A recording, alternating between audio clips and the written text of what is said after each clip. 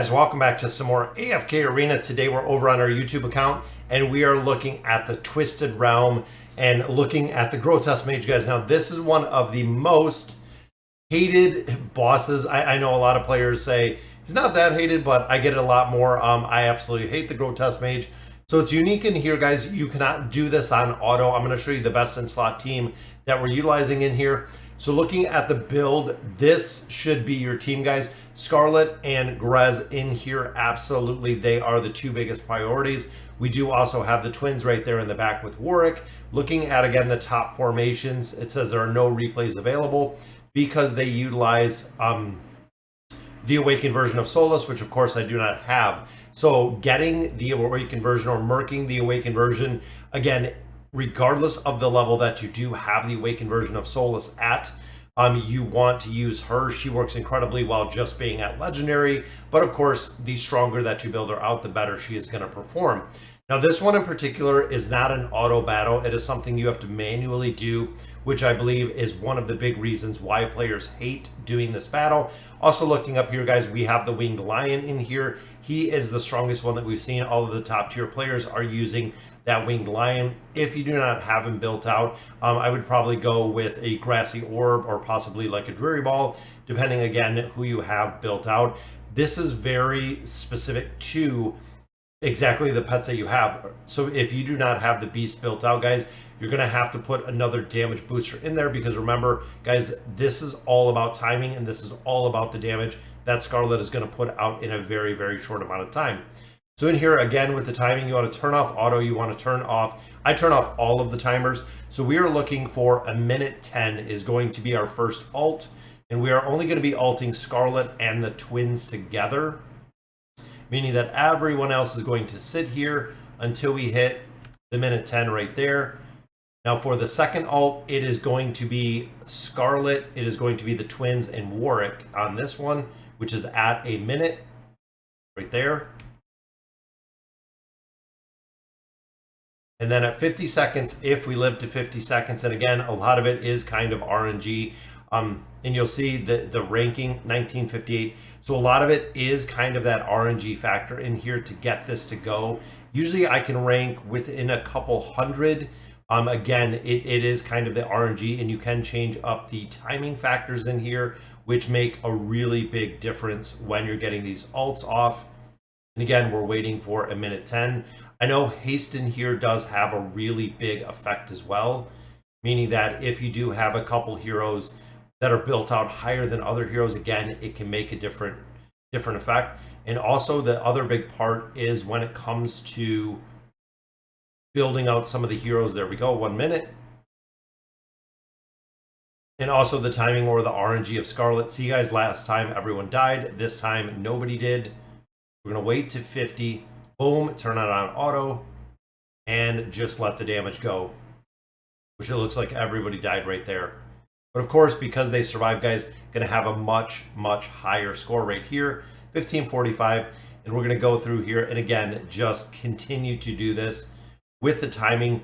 Essentially what we're doing with the timing is you'll see when a second copy of the Grotesque Mage comes up at a minute 10, Scarlet burns that mage down very fast, which is, again, the reason why it is kind of set at the timing that it is, to burn that secondary mage down. And then, of course, the damage, guys. Scarlet is super, super RNG within these factors. There we go. So you'll see him pop up. There he is. Boom. Took down pretty quick, but Warwick did die on that one. I think I'm going to go a little bit, you go into 50, there we go. Doesn't even give me an opportunity to get the twins maxed out at that point. Scarlet is still up, giving us a little bit more damage in this one. And like I said, guys, this is probably one of the most RNG battles, 657, so pretty good RNG battle right there. I only do 5 attempts in this one. Most of the other ones I do auto, and I do at 10 attempts. We might be able to score just a little bit higher. I feel like if I had the twins built up a little higher, it would make a big, big difference because of the haste that they would get out of having the 60 engraving or possibly having the higher furniture. Again, it really makes an effect on the timing that we have in here. See, even their Warwick went down really early, so this one not going to be the best attempt in here. But since he went down, I'm going to alt this at about 52. If everybody's not done by then. See, dying out pretty quick, guys. And again, that is the RNG factor 660 right there. That might have been a pretty good, nope, 281. Look at the difference in doing the exact same thing. And again, I attribute a lot of this to the RNG aspect that we find with Scarlet. Scarlet is really big, but again, I need the twins built out further. I need Warwick built out further. This game never ends when it comes to building up these heroes, guys. It's kind of incredible on how many heroes and how long to build these heroes out. There we go. That was a lot of damage on the mage on that one.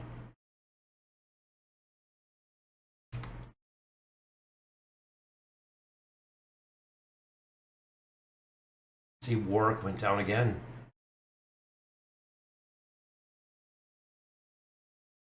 We lost Scarlet right there. Still 661. So that's our 5 attempts, guys. Again, this is probably one of the most pain in the butt bosses that we find just to score the highest on the leaderboard. Usually I score about 1,000, which is good. So I'm not anticipating dropping that many places, which of course is going to play right into the leaderboard rewards that we're getting out of here, guys. Making sure, of course, that looking the Elder Tree, that you do have the Mage Tree, very important, but guys, with Scarlet to maximize her damage. And then also having the Tanking Tree a little bit higher could make a difference. But ultimately, the one thing that I'm missing within this formation, and I know it, is looking at the twins, guys. Getting the twins with a higher engraving to where we are. Just adding some more haste on there, or possibly even adding some more bonuses to the furniture. I need to take them to a plus 30 signature item. Again, dealing with the survivability issues. And then, of course, Warwick. A lot of players ask about Warwick and why is Warwick good. Warwick actually has this bone breaking ability right here, which gives you 80% more damage to thrown enemies. Even though he's not technically throwing the enemy, he's not throwing the Grotesque Mage, this will still amplify the damage that we see, which is the reason why Warwick is utilized within so many boss formations. Now, again, having him built out much higher could and will lead to his survivability. We see him dying out actually pretty quick in the Grotesque Mage, which means, guys, this needs to be a little bit higher with a signature item, possibly getting some engraving on him, not just because of the engraving itself or of the skills, but more of the stats that we do add with the heroes on here. Scarlet, of course, we're building out with furniture. We already have, I believe, 14 of 36 for her furniture. So we're going to continue building her out to maximize her furniture at 36 of 36. But she is a work in progress. Then, of course, guys, having her engraving higher would, of course, lead to an amplification of damage. So, all right, guys, so that'll do it for today's video. Let me know in the comments what you guys think. And as always, thank you guys for watching.